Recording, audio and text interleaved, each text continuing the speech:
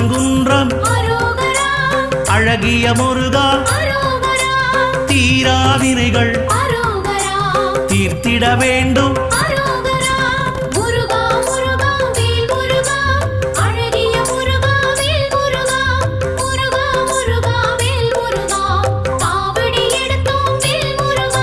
சுவாமி மலையனே